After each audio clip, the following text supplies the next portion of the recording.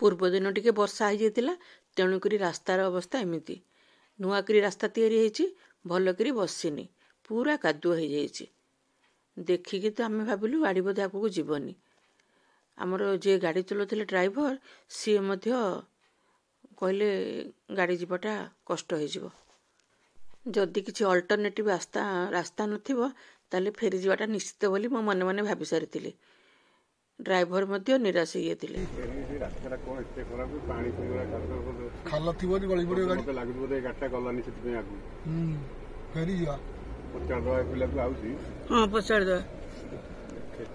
शेष को आउ गोटे बाटरे पुणी जाइकरी आमे आम गंतव्य स्थल रे पहुँचलु। आपण ये मूर्ति देखि जानी पारथुवे आमे गोटे महादेव मंदिर को आसीचु। जो माने मोर सिंहनाथ वीडियो देखिथिबे से माने जानी परिबे आमे कोठी आसीचु बोली मो पछरे कहबी। बहुत बड़ा वृषभ मूर्तिटीए मंदिर आड़ को चाहिए बसचंती कुंभीर बसचंती आ सिंह द्वार यहाँ शिव पार्वती मूर्ति आ पूरा जंगल ता ऊपर को पहाच उठी जाइए वर्षा टिके टिके होइतिला ना आगुरु टिके खसड़ा होइतिला रास्ता बाबा केते उच्चा पहाच नियति 100टा खंडे पहाच थियो चढ़िया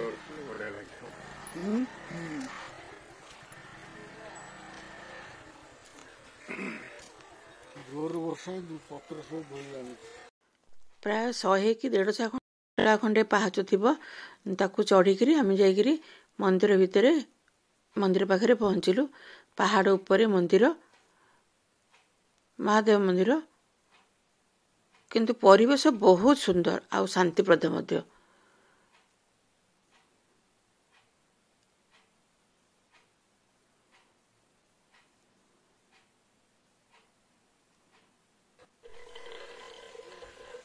ये हूँ से मंदिर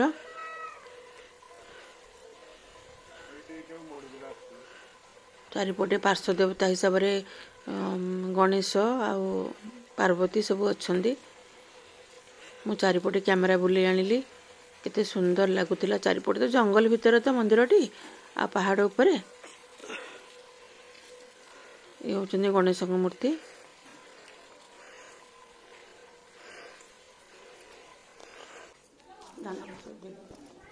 एबे आमे मंदिर भितर को जाउछु पूजारी मध्य आसिलेनी एठी तो सब माली पूजा करंती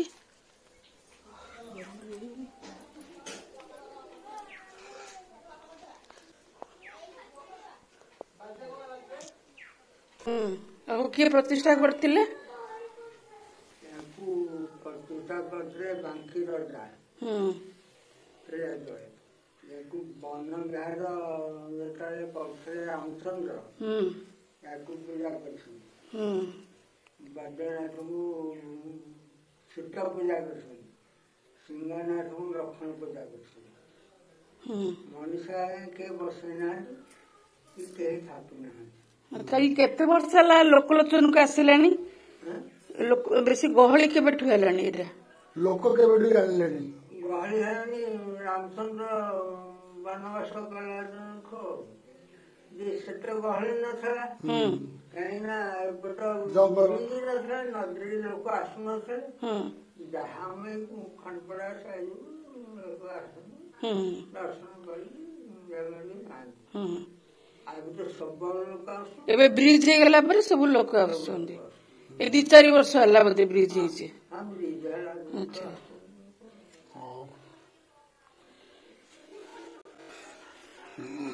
सिंहनाथ समय मंदिर ये बहुत पुराना शिवलिंग पत्थर जना पड़ूला शिवलिंग मंदिर किंतु बोधे पछरे तैयारी सिंहनाथ मंदिर आपण मैंने देखी तार पुराना कलाकृति सब थिला एठी सेमती किछि नै सीमेंट रे पछरे मंदिर तैयारी ये होचंती से शिवलिंग आपण देखि परथु केते पुराना तापरे आमे तळ दर्शन करिके तळ को ओल्हे जो बाटे जाइथिलु से बटे न आसिकरी आ गोटे बाट थिला माने दी पटे सीढ़ी अछि से सीढ़ी रो ओल्हेलु एई सीढ़ी किंतु ता अपेक्षा बहुत सुंदर लागुतिला आ मते तो ई जेमति जगत सब बळे जगंती सब बळे मु जेतोले पहाच लाइक मा चढ़े मो हस्बैंड बहुत सतर्क मो पई हे जानती गोटे गोटे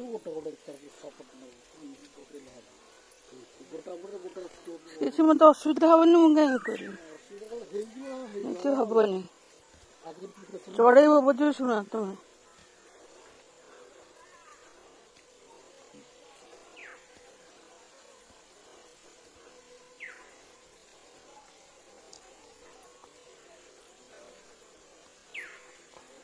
ହଳଦୀ ବସନ୍ତ ଗୋଟେ ଗୋଟେ ବୋବୁଛି।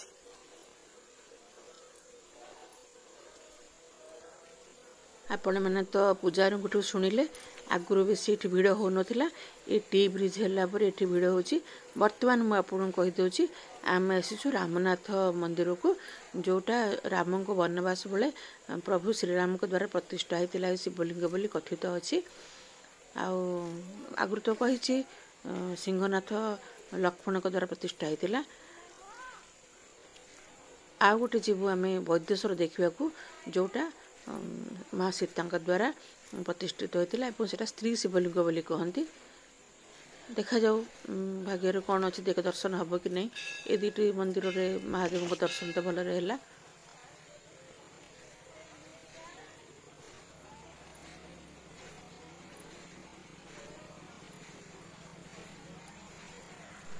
এই ପାହାଚ ଯେଉଁଠି ସରିଛି ସେଠି ମଧ୍ୟ ଦୁଇଟି ସିଂହ ବସିଛନ୍ତି। ସେଇଠୁ ଡାହାଣକୁ ବୁଲିଗଲେ ଆମେ ଯେଉଁ ଦେଖିଥିଲେ ପ୍ରଥମ ମନ୍ଦିରର ଏଣ୍ଟ୍ରାନ୍ସ, ସେଠି ଯାଇକି ପହଞ୍ଚିବୁ। ଆଉ ସେଠୁ ଗାଡ଼ି ଧରିକି ଯିବୁ। ଯେଉଁଠି ବୃଷଭ ବସିଥିଲେ ଆମେ ସେଠିକି ଯିବାକୁ ହେଲେ ଏଇ ପାହାଚରେ ଓହ୍ଲେଇକିରି ଡାହାଣକୁ ଟିକେ ବୁଲିବାକୁ ପଡ଼ିବ। ସେଟା ଗୋଟେ ପାହାଚ ଉପରକୁ ଉଠିଛି, ମାନେ ଉପରକୁ ଆମେ ସେପଟେ ଯାଇଥିଲୁ, ଆଉ ଏଇପଟେ ଆମେ ତଳକୁ ଆସିଥିଲୁ। ସେ ପାହାଚ ଅପେକ୍ଷା ମୋତେ ଏଇ ପାହାଚଟି ଭାରି ସୁନ୍ଦର ଲାଗିଲା, ବହୁତ ଭଲ ଲାଗିଲା ଏପଟେ ପାହାଚଟି। ମୋ ଡ୍ରାଇଭର ଆଗେ ଆଗେ ଚାଲିଛନ୍ତି, ଆମେ ତ ପଛରେ ଯାଉଛୁ। ଦେଖନ୍ତୁ ସେଇ ଯେଉଁ ବୃଷଭ ମୂର୍ତ୍ତି, ଆଉ ଏଠି ମନ୍ଦିର ଆଉ ଥରେ ଦେଖାଉଛି, ମନ୍ଦିରର ଏଣ୍ଟ୍ରାନ୍ସ ଏଟା। ତାପରେ ଆମେ ଚାଲିଲୁ ଆଉ ଅନ୍ୟ ମନ୍ଦିର ଟିକେ। ସେଟା ସ୍ତ୍ରୀ ଶିବଲିଙ୍ଗ, ସେଟା ଦେଖିବା କଥା।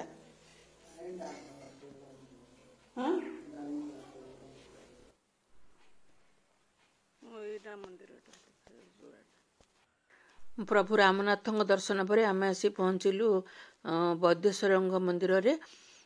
ଏଠି ରାସ୍ତା କିଛି ଖରାପ ନଥିଲା, ଭଲ ରାସ୍ତା ଥିଲା, ଗାଁ ଭିତରେ ଦେଇକି ରାସ୍ତା ଟିକେ ପଚାରି ପଚାରି ଆସିବାକୁ ହେଲା। ଏ ଦେଖନ୍ତୁ ମନ୍ଦିର, ଇଏ ବି ପୁରୁଣା ମନ୍ଦିର ଆଉ ନାହିଁ ବୋଲି କହିଲେ ଚଳେ। ନୂଆ ମନ୍ଦିର ସବୁ ତିଆରି ହେଇଛି, ମାର୍ବଲ ପାହାଚ ହେଇଛି।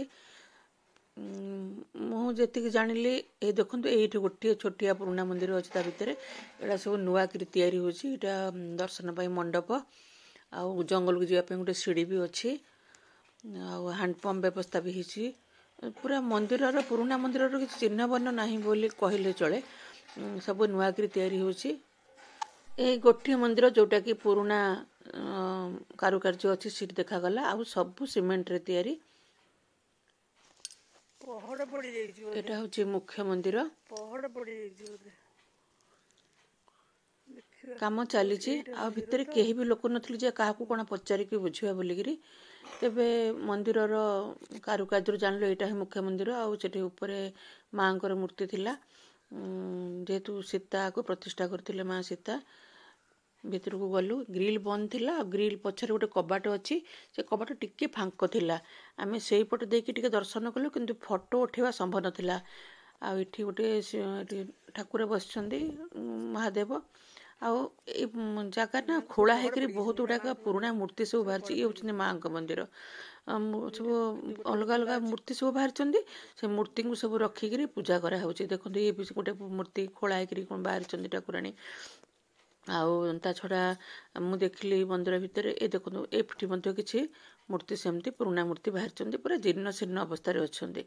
ଇଏ ହେଉଛନ୍ତି ଗଣେଶଙ୍କର ମନ୍ଦିର, ଟିକେ କେମିତି ଖୋଲା ଥିଲା। ଏଠି ବୋଧେ ସୂର୍ଯ୍ୟଦେବ ନା କ'ଣ ଜଣା ତ ପଡ଼ୁନି। ଆଉ ଏ ଭିତରେ ଗୋଟେ ଏମିତି ଖାଲ ଅଛି, ତା ଭିତରେ ନାଗଦେବତା ପୂଜା ପାଉଛନ୍ତି। ଏ ହେଉଛି ପୁରୁଣା ମନ୍ଦିରଟି, ଗୋଟିଏ ଅଛି। ଦେଖନ୍ତୁ ଏଇ ଚନ୍ଦନ ଘୋରା ହେଉଛି, ଏଇଟା କ'ଣ ଥିଲା, ଚନ୍ଦନ ଘୋରା ହେଉଛି ଏଠି। ଆଉ ତାପରେ ଗୋଟେ କଇଁଚ ଆଉ ଗୋଟେ ବୃଷଭଙ୍କ ମୂର୍ତ୍ତି। ଏଇଟା ଗୋଟେ ମନ୍ଦିର ଭିତରେ ଥିବା ପାମ୍ପିଟିଏ। ଇଏ ମଧ୍ୟ ଅପରିଷ୍କାର ହେଇକି ରହିଛି, ମାନେ ପାଣିଟା ତାର ବ୍ୟବହାର ଯୋଗ୍ୟ ନୁହଁ। ଇଏ ହେଉଛନ୍ତି ଗୋଟେ କୁଆ ଆଉ ଗୋଟେ ବୃଷଭଙ୍କ ମୂର୍ତ୍ତି, ସବୁ ଖୋଳା ହେଇକରି ମାଟି ତଳୁ ବାହାରିଛନ୍ତି। ତାଙ୍କୁ ରଖିକିରି ପୂଜା କରୁଛନ୍ତି। କେମିତି କ'ଣ ମନ୍ଦିର ବହୁତ ଅବହେଳିତ ଅବସ୍ଥାରେ ଥିଲା, ଯାହା ବି ହଉ ଦର୍ଶନ କଲୁ। ପୀଠ ଦର୍ଶନ ତ ମେନ୍, ଲିଙ୍ଗଙ୍କ ଦର୍ଶନ ବି ହେଲା, କିନ୍ତୁ ଆପଣମାନଙ୍କୁ ଦେଖାଇ ପାରିଲୁନି। ଚାରିପଟେ ପୁରା ଜଙ୍ଗଲ, ମାଙ୍କଡ଼ମାନଙ୍କ ରାଜୁତି ଥିଲା ଏଠି। ଦୁଇଟା ମାଙ୍କଡ଼ ବସିକି ତାଙ୍କର ଗପ କରୁଥିଲେ। ଆଉ ଏମିତି ଭଲ ଲାଗିଲା ଜାଗାଟି, ଶାନ୍ତିପୂର୍ଣ୍ଣ ଜାଗା। ଯାହା ବି ହଉ ମନ ଖୁସି ଲାଗିଲା ଯେ ମୋର ଥିଲା ମନ୍ଦିର ଏଇ ତିନୋଟି ଦେଖିବାର। ଏଇ ତିନୋଟି ମନ୍ଦିର ଗୋଟେ ସମବାୟ ତ୍ରିଭୁଜର ମାନେ ତିନି କୋଣରେ ଅଛନ୍ତି। ଆଉ ନେକ୍ସଟ ଆଉ ଗୋଟେ ମନ୍ଦିରକୁ ଯାଇଥିଲୁ ଝିଅଝିଅଙ୍କ ସାଙ୍ଗେ, ସେଟା ଦେଖେଇବି। ଆଜି ଏତିକି, ରହୁଛି, ନମସ୍କାର।